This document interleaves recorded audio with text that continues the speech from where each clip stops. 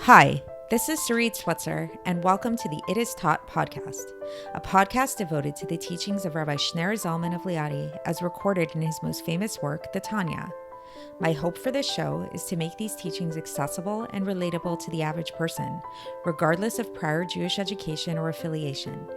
The episodes follow the prescribed daily study portions and are meant to serve as practical lessons in how to live your life as your true self and develop an authentic and powerful relationship with your Creator. I have personally experienced the effects the study of this work has had on me, and I'm excited to share what I can of this knowledge with you. So please join me on this journey of learning, self-growth, and connection with your source.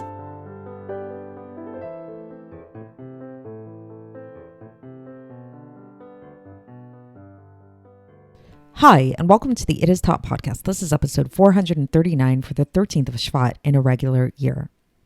Take a moment and think about somebody who you really respect, somebody you really admire, look up to, maybe even inspires a sense of awe in you. This could be a really big personality. Maybe Elon Musk is somebody that comes to mind for me. I know people have different opinions about Elon Musk, but, maybe someone of that caliber, somebody really great and amazing. Now, imagine if you were in a room and suddenly Elon Musk walked in, or whoever it is that this figure is that you're picturing in your mind that you really admire, find to be really respectful, awe-inspiring, all of that. What would your demeanor look like? How would you behave? And then imagine that in that same room with you, there was a 5-year-old child who had absolutely no sense of who this person was. How would this 5-year-old child behave? What if they were playing in the corner? What if nobody told them, oh, you need to stop what you're doing because somebody important walked into the room? Would the child know any different? Would the child actually behave any different? Most likely no, right? So when we respect somebody, when we act in a way that's really respectful towards that person, when we feel a sense of great awe towards that person, that's very much linked to our knowledge of who the person is. Without the knowledge of who the person is, without an awareness, a consciousness of who they are, then the respect's just not going to be there, right? So this brings us to a discussion of applying this to God. So there's a basic precept to develop a sense of awe of God, sometimes translated as fear, respect, awe. It's these words, again, this is where translation kind of is wanting. The word in Hebrew is yira. Yira is also related to the idea of seeing, of sight, lirot. And there's different levels of this yira of God. Some, there's lower level fear, there's higher level awe, and all of that kind of stuff. So today we're going to really talk about this idea of cultivating a sense of awe of God on a much more sophisticated level than just the basic fear, like fear of punishment, fear that, oh no, God's going to catch us doing something that we shouldn't be doing and there's consequences, but actually developing this sense of true awe of God that we can kind of liken to lahavdil, when we feel the sense of awe towards a very tremendous kind of person. And this section today is really going to be following yesterday's portion of yesterday. We were talking about the importance of Torah study and the power of Torah study, and how Torah study really intimately connects us with God and binds us with God and unifies us with God in a way that nothing else can, in a way that even the mitzvahs themselves cannot do, and in a way that that the higher realms can't do. The only thing that can achieve this type of unity with God is Torah study. And today we're going to continue along these lines, and we're going to talk about how with true Torah study, the importance of Torah study, and why it is that Torah study is really seen as being equal in measure to all of the other mitzvahs, is because it has the power to cultivate this awe of God. It's very logical if you think about it, right? Because it's like if you just like we're saying that when it comes to Elon Musk or, another great figure, why do we feel a sense of awe and reverence towards them? It's because we know a lot about them. And the more we know of them, the more of a sense of awe will have towards them. I mean, of course, obviously, this isn't always true when it comes to humans. Sometimes humans, the more we learn about them, the less we respect them. But when it comes to God, God is perfect. So the more we learn about God, the more we'll develop a sense of awe of God. So that's the topic of today. And today's section is going to be a conclusion of chapter 23 in Likkutei Amarim of the Tanya. And so today's section, the Alter Rebbe indeed begins with saying that we're going to come to understand why it is that being involved in Torah study is greater than all of the other mitzvahs, even the mitzvah of tefillah, the mitzvah of prayer. Which, what is the mitzvah of prayer? The mitzvah of prayer is the idea of unifying all the higher worlds. Which, what could be greater than unifying the higher worlds? That's a very profound thing to do, right? The Alter Rebbe does include a parentheses here that might come up in someone's mind, like a question that might come up in someone's mind. We know that there's this teaching that somebody whose entire occupation is not studying Torah, so basically like a regular person, not somebody who's like day and night, this is their occupation to learn Torah. If they are in the middle of learning Torah and then it comes time to pray, they actually should interrupt their Torah study to pray. So the question that might come up is like, here we are talking about how Torah study is the epitome of all the mitzvahs. It's greater even than prayer. So a person might say to themselves, if this is true, why is it that if I am studying Torah, why do I have to interrupt my Torah study for prayer? So the Alter Rebbe says that this is because somebody whose entire occupation is not Torah study most likely is going to interrupt their Torah study at some point anyways. So it's not like, oh no, we can't interrupt their Torah study at any cost. That would be the case for certain very select individuals. Like we gave the example of Rabbi Shimon Bar Yochai, who was a very big Torah scholar, and he just did not interrupt his Torah study even for prayer, but this doesn't apply to the vast majority of people. The vast majority of people, if they're involved in Torah study, while they're involved in Torah study, it comes time to pray, stop your Torah study and go and pray.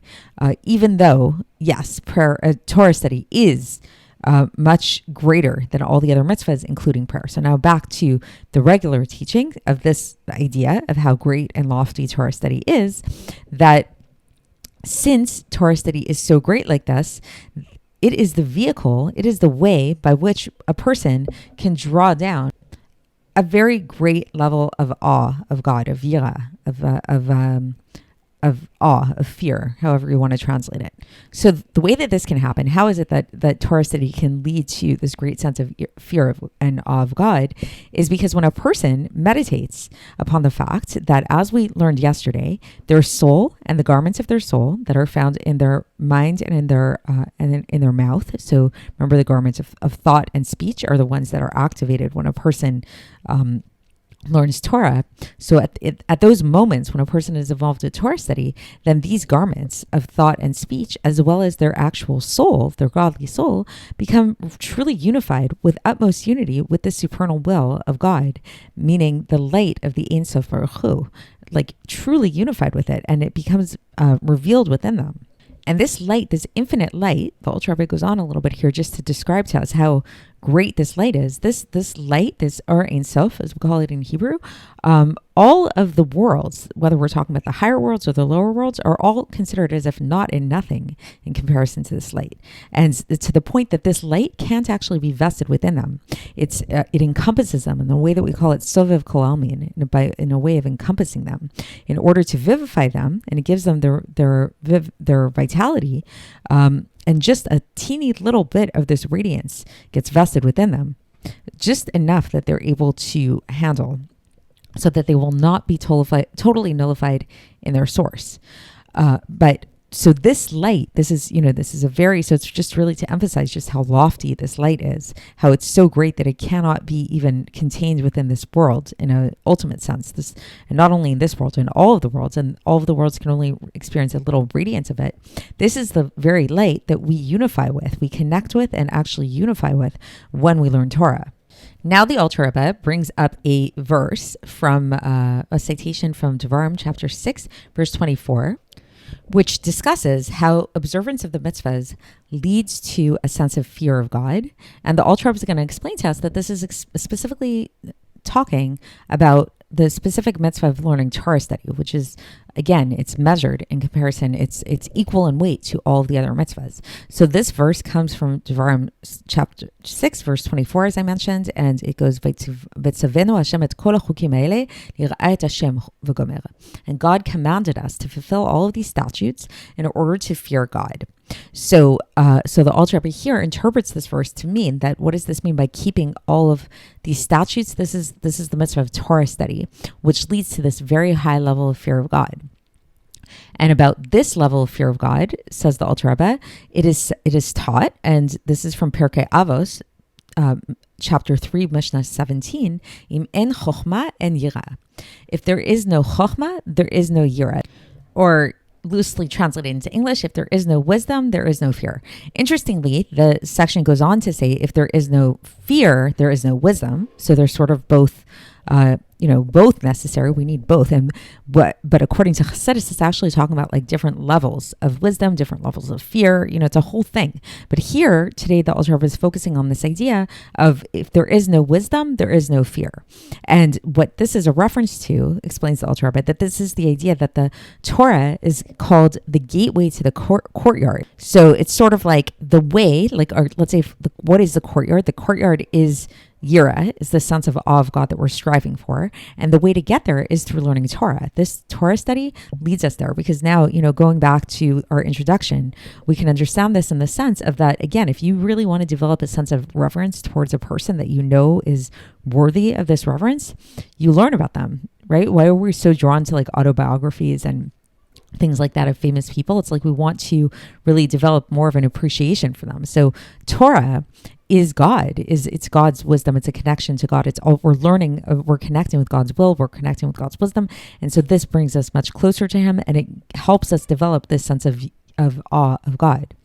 Now the Alter Rebbe concludes here with an interesting paragraph, and he says that not every mind can tolerate this kind of fear, because it's a very intense kind of fear. Like, if we really recognized who God was, we wouldn't be able to handle it, in a true sense. And a lot of people, they can't even handle even a small part of it, because the root of their soul comes from a lower level, from the lower parts of the spheros in the world of Asiya, which is, again, the lowest of all the worlds. So all different kinds of souls come from different spiritual levels and things like that.